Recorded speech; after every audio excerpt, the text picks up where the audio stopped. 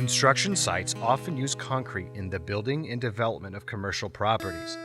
The correct disposal of concrete materials is not only environmentally sound, it is a paramount concern of Indiana's ready-mixed concrete industry. Protecting the environment and Indiana's waterways requires a community effort, and the ready-mixed concrete industry is dedicated to following all federal and state guidelines to help keep our waterways clean, safe, and free of pollution.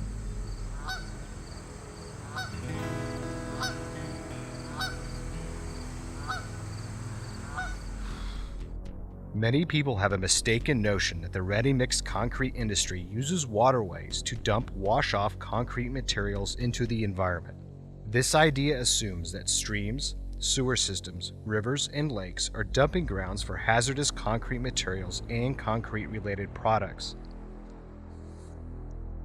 This mistaken belief hurts the ready-mixed concrete industry and the construction industry as a whole. Contractors, both commercial and residential, builders, and developers will all suffer if the public believes that construction locations become sources of pollution.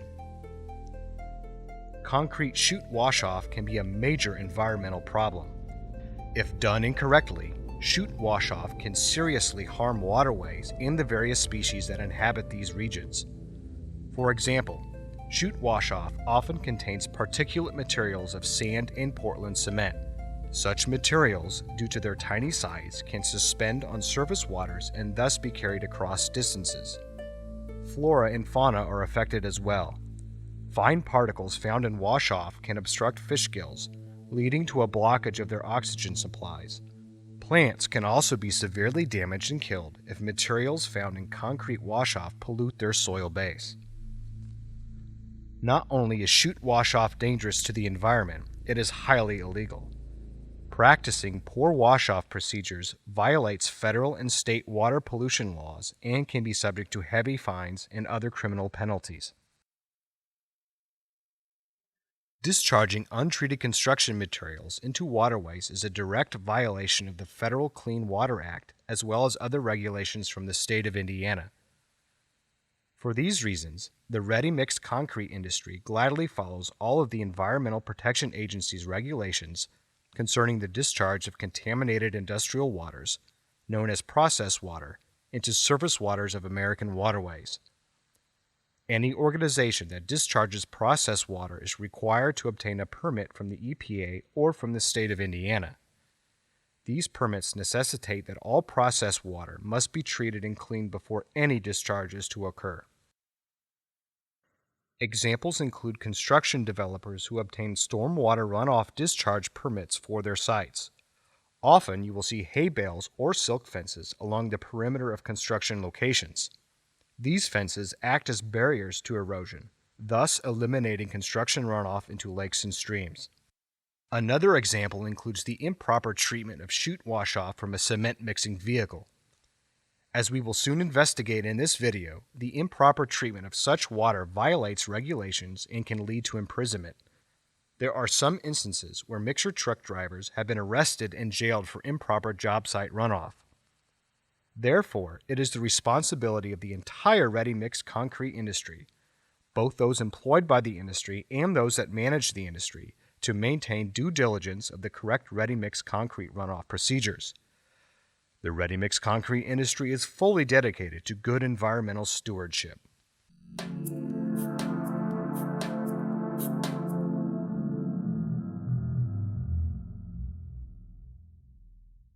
The most important point to remember about proper wash-off procedures is to pay close attention to your immediate surrounding environment, with a watchful eye on nearby lakes, streams, and rivers. This vigilance will ensure that the least amount of damage will be done to the surrounding environment. First, know the location of your mixer truck, pump, and tools during any wash-off procedures. If the contractor has thoroughly evaluated the construction site, he or she will have determined a wash-off location prior to construction. If it is your first visit to the construction site, immediately inquire about the location of the wash-off site. If no location has been determined, you must find a wash-off site that adheres to the following. Number 1. Wash-off locations must be accessible by trucks. Number 2. Wash-off locations cannot drain into storm sewers. Number 3. Wash-off locations cannot impact the future use of land. Number 4. Wash-off locations cannot be located on slopes or hills where processed water will drain into a body of water. Number 5. Wash-off locations cannot be located in areas where snow melt or heavy rain will carry wash-off materials to surface waters. Number 6. Wash-off locations cannot drain into parks, open areas, or pristine environments. Number 7. Wash-off locations cannot drain into waterways, including lakes, rivers, streams, ponds, or wetlands. Number 8. Wash-off locations must be located in areas where permission has been granted by the landowner. Number 9. Never use acids or other solvents during a wash-off procedure. Doing so constitutes a violation of federal law, which is considered a crime. Number 10. You cannot backflush the drum at any job site under any condition. Backflushing can only be done at the plant or on location in cases of extreme emergencies. When the wash-off area has been determined using the steps above, make sure all materials, tools, trucks, and pumps stay at this location during any wash-off procedure. Further details about proper wash-off and wash-out procedures can be found with the manual that supplements this video presentation. Some wash-off sites are not conducive to appropriate wash-off techniques.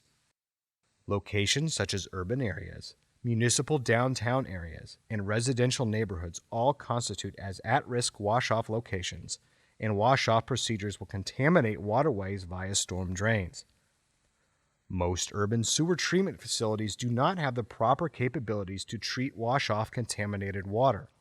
A wash-off procedure conducted in these areas is the same as a wash-off procedure that is done directly into a waterway and therefore is strictly forbidden.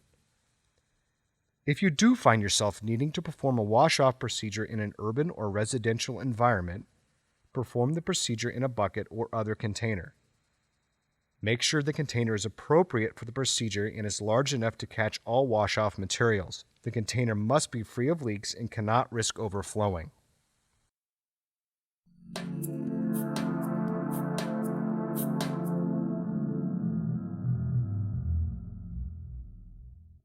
Once all of the requirements have been met for locating and choosing a wash-off location, the manner in which to wash off your materials is dependent on 3 conditions: your equipment, your situation, and several basic rules. These basic rules include: Number 1. Keep concrete in the chute to a minimum. Less material means less water and quicker wash-off time. In order to achieve this goal, use only the necessary amount of concrete for each pour, thereby minimizing the amount of concrete on the chute. You can also assist in this goal by scraping any excess concrete out of the chute prior to the wash-off procedure. Number 2. Use the minimum water possible during a wash-off procedure. Large amounts of water will increase the risk that materials will enter the environment, thus damaging waterways. Number 3. Pump truck operators can place plugs at the end of the chute and draw concrete back into the hopper. Number 4. Extra concrete at the end of the pour can be left inside the drum. Number 5. Excess concrete that must be dumped at the job site should be placed in several small piles. Number 6. During a wash-off procedure, wash the fins and load hopper first when the drum is in the charge position. Number 7. Wash the chute and extension chutes last. Number 8. In urban and residential wash-off locations that require special containers, ensure environmental safety by choosing the appropriate container that can catch all necessary wash-off materials. Proper techniques in this scenario include only filling the container halfway at any given time, and then discharging the wash-off waste back into the drum as necessary. Do not hesitate to obtain help during this kind of situation and perform this task as many times as needed.